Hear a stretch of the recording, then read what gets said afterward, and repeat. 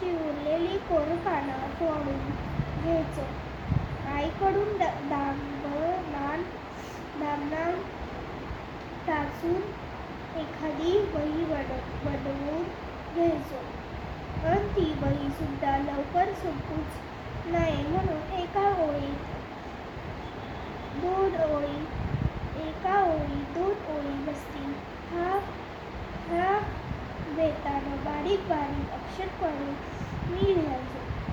तेव्हा शिरोळ गुरुजी म्हणायचे, अरे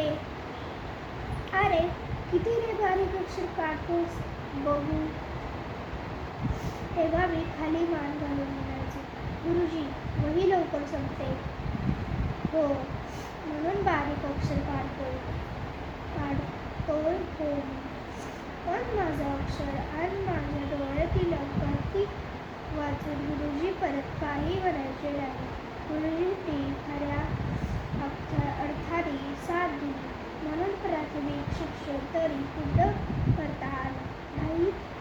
नाहीतर नावमेर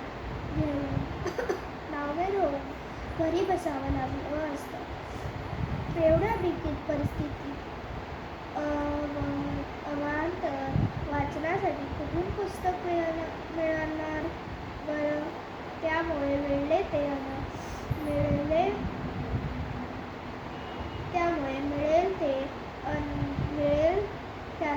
त्या ठिकाणी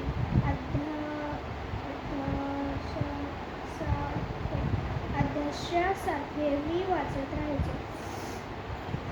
मुंबईकर मंडळी गावात आली आणि त्यांनी जर गावातून भेळ आणायला सांगितलं तर त्या भेळीची एक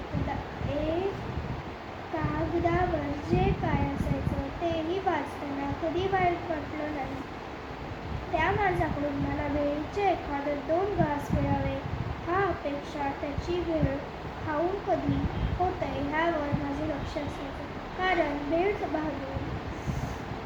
बांधून आणलेले कागद मला पूर्ण वाचायला मिळावं असं खूप वाटायचं.